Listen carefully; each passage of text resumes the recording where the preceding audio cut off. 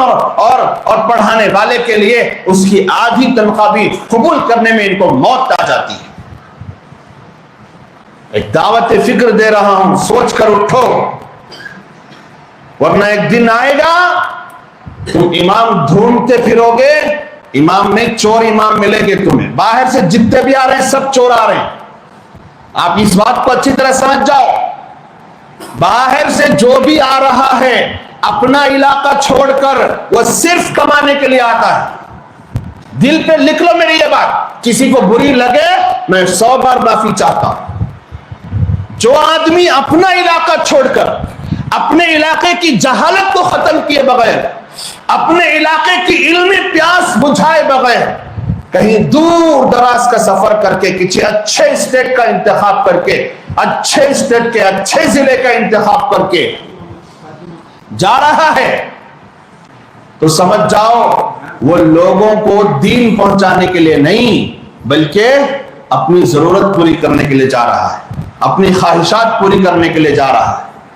تو باہر سے جتنے بھی آتے ہیں اللہ معاف کرے، ان سے کوئی امید نہیں رکھی جا سکتی، برائے نام کام کریں گے، ان کے دل میں تکلیف ہی نہیں ہے کہ یہ بدعت میں ہماری قوم ہے، ان کو کیسے بچائیں، یہ حرام میں ہماری قوم جا رہی ہے، ان کو رتی برابر پرواہ نہیں، قوم کیا کرا مرو کرو، ان کو اس سے کوئی نہیں، لیکن مجھے کمانا ہے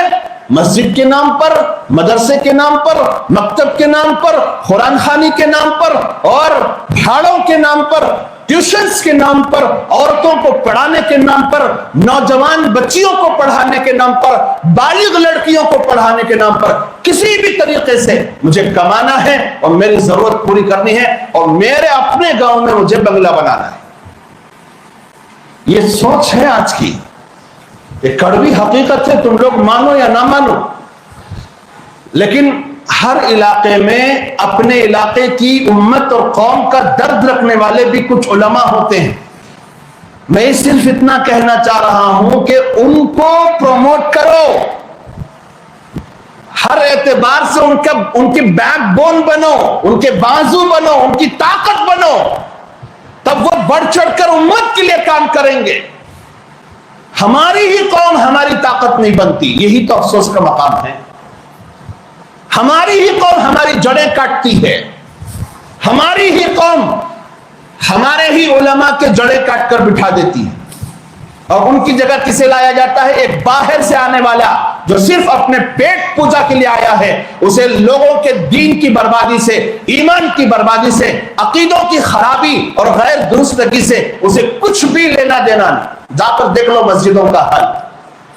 برسوں سے بدعتیں چل رہی ہیں، لیکن باہر سے آئے ہوئے امام صاحب کی ہمت نہیں کہ وہ ختم کر سکے۔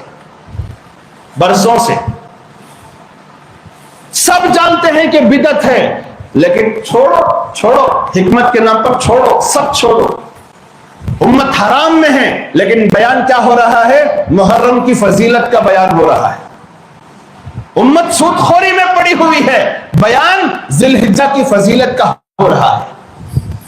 امت قدم قدم پر رشوت خور بنتی جا رہی ہے، جس کی وجہ سے جہنم کی مستحق ہوتی جا رہی ہے، اور مسجد میں بیان ہوتا ہے نماز کی فضیلت کا۔ یہی تو حال ہے آج پورے معاشرے کا۔ ایسے میں اگر گنے چنے کچھ مقامی علماء امت کا درد لے کر واقعتاً قوم کی فکر میں کچھ کرنے کے لیے آگے بڑھنا چاہتے ہیں، تو وہ کاٹنے والی بھی کوئی اور نہیں، ان کی ہی قوم ہوتی ہے، ان کے ہی اپنے ہوتے، ان کے ہی اپنے ان کو کاٹ کر بٹھا دیتے ہیں، اور ان کی جگہ پر لایا جاتا ہے وہ میٹیریل، وہ لوگ جن کے دلوں میں امت کی خستہ حالی، امت کی بے دینی، امت کی بے راہ روی، امت کا گناہوں میں ملوث ہونا کوئی معنی نہیں رکھتا۔ ہوش کے ناخن لو میرے بھائیوں، میری یہ بات جہاں تک ہو سکے پہنچاؤ کہ آج وقت آ چکا ہے، ہر علاقے کے لوگوں کو فیصلہ کرنا پڑے گا کہ دو طرح کے ہر علاقے میں علماء اور علم والے موجود ہیں۔ ایک کیٹیگری وہ ہے جو صرف اپنی قوم کی بھلائی چاہتی ہے، وہ چاہتی ہے علماء کی کیٹیگری کہ لوگوں میں علم پھیلے، لوگوں میں بدعات ختم ہو، سنتوں کو رواج ملے، لوگوں میں حلال کو رواج ملے، حرام ختم ہو، لوگوں میں اللہ کا ڈر پیدا ہو، مخلوق کا ڈر نکل جائے۔ ایک کیٹیگری تو یہ چاہتی ہے، اور دوسری کیٹیگری جو عام طور پر باہر سے آئی ہوئی ہوتی ہے وہ یہ چاہتے ہیں لوگ ناراض نہ ہو، لوگ ہم سے دل برداشتہ نہ ہو، حکمت کے نام پر انہیں کوئی ایسا حکم نہ سناؤ قرآن حدیث کا جس سے وہ ناراض ہو جائیں، ہمیشہ وہ ہم سے راضی رہیں، ہم ان کی جیبوں کو لوٹتے رہیں، ہم ان کی تجوریوں کو لوٹتے رہیں، ہم ان کی دکانوں کو فاتحہ کے نام پر لوٹتے رہیں، دعاؤں کے نام پر ہم ان کے جیبوں سے رقمیں نکالتے رہیں۔ آپ کو فیصلہ کرنے پڑے گا، ایک کیٹیگری کو پروموٹ کرو گے اور ان کے بازو بنو گے، یا بی کیٹیگری کو پروموٹ کر کے اپنے دین اور ایمان کا سودا کرو گے۔ آپ کو طے کرنا پڑے گا، یہ وقت آنے والا ہے۔ میں دیکھ کر پک چکا ہوں، ہماری قوم یہ سوچ رہی ہے کہ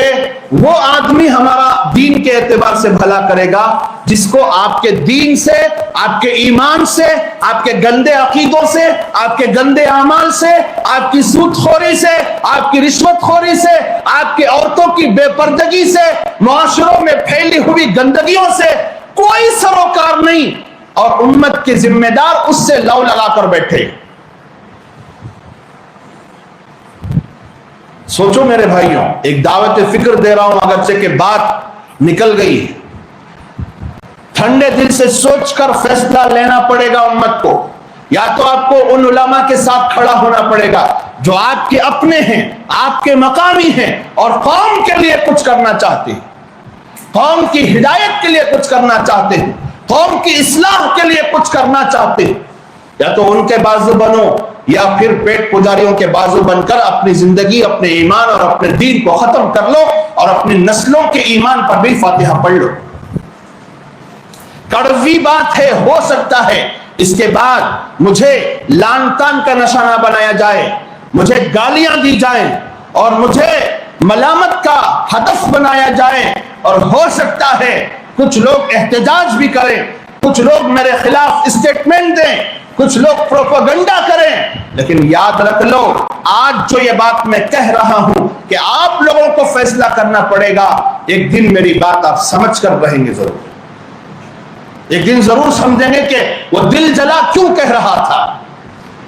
جس دن آپ کی آنکھوں کے سامنے، آپ کے مسجدوں میں، مدرسوں میں، مکتبوں میں باہر سے آئے ہوئے وہ لوگ جو صرف اپنے پیٹ کے لیے جینا جانتے ہیں، امت کے لیے جینا نہیں جانتے، جب ان کی طرف سے خرابیاں آپ کے گھروں میں داخل ہوتی ہوئی اور آپ کے بچوں کے ایمان کو ختم کرتی ہوئی اور آپ کی بدعات کو پروموٹ کرتی ہوئی، رسومات کو پروموٹ کرتی ہوئی اور نظر آئیں گی، اس وقت آپ کو سمجھ میں آئے گا کہ یہ دل جلا اس وقت کیوں چیخ رہا تھا۔ میں مثال دے کر سمجھا رہا ہوں، مثال دے کر سمجھا رہا ہوں۔ جس مسجد میں امام کی ذمہ داری یہ ہوتی ہے کہ اپنے محلے میں جو گناہ عام ہو چکا ہے اس کا ذکر کرے، قرآن و حدیث کی روشنی میں اس کی ممانعت بیان کرے، لوگوں کو اس گناہ سے بچانے کی ترغیب کرے، ترغیب دے، واعظ و نصیحت کرے، حضور پاک صلی اللہ علیہ وسلم کے فرمودات سنائے اور ان کو ڈرائے۔ جس امام کی یہ ذمہ داری ہو، اگر امام یہ کہہ کر پتلی گلی پکڑ لے کہ بھائی لوگ ناراض ہو جائیں گے، لوگ کیا ہو جائیں گے؟ ناراض ہو جائیں گے۔ اگر ہم سود کے بارے میں بولتے ہیں، رشوت کے بارے میں بولتے ہیں، اور بے پردگی کے بارے میں بولتے ہیں، دیگر گناہوں کے بارے میں بولتے ہیں، لوگ ناراض ہو جائیں گے۔ ارے تو نے بخاری کا دورہ، سیاستہ کا دورہ، قرآن کی تفسیر اس لیے نہیں پڑھی تھی کہ لوگوں سے ڈر کر خاموش بیٹھ جائے۔ تو نے قال اللہ قال رسول کی صدائیں مدرسوں میں بیٹھ کر اس لیے بلند نہیں کی تھی کہ لوگوں کے ڈرانے میں آ کر اپنی زبان کو بند کر کے صرف میٹھی میٹھی گفتگو کر کے اپنے بیانوں کو ختم کر لے۔ امت نے تجھے ایک ذمہ داری دی تھی، امت نے مدرسے میں اپنا مال لگایا تھا، امت نے अपने खून पसीने की कमाई मदरसों को देकर उलमा तैयार करने को कहा था, और जिगरे वाले उलमा, बोलने वाले उलमा, हक के साथ खड़े होने वाले उलमा, हक बोलने वाले उलमा, हक फैलाने वाले उलमा को पैदा करने के लिए ये उम्मत मदरसों को चंदा देती है, ये उम्मत मक्तबों को चंदा देती है। लेकिन यहां से निकलने वाले सिर्फ अपनी ख्वाहिशात को पूरा करने के लिए, अपनी जरूरियात को पूरा करने के लिए और अपनी मनमानी ठरक को पूरा करने के लिए लोगों के सामने जुमा का कीमती वक्त मीठी मीठी बातें कर कर, महीने महीने की फजीलत सुनाकर, मुहर्रम आया तो मुहर्रम की फजीलत, जिलहिज्जा आया तो जिलहिज्जा की फजीलत, साल हा साल से बरसों से रटे रटाए जुमे के खुतबे सुना सुना कर फिड़क कर दिया है। उकता गई है कौम कि हमने अपना माल तो लगाया था हक बोलने वाले उलमा के लिए और हक पर जमने वाले उलमा के लिए, उम्मत की इस्लाह करने वाले उलमा के लिए, लेकिन ये क्या कौम आ रही है, ना कोई सूद के खिलाफ बोलता है, ना कोई रिश्वत के खिलाफ बोलता है, ना कोई बेपर्दगी के खिलाफ बोलता है, ना हक माल खाने वालों के खिलाफ कोई डंके के चोट पर बोलता है। ये कैसा माल आ गया। उम्मत ने आज मदरसों की तरफ से इस वजह से भी बेइल्तिफाती करना शुरू कर दिया है। ये सब वो कड़वी हकीकतें हैं जिसे वक्त पर सुनना और समझना बहुत जरूरी है। हो सकता है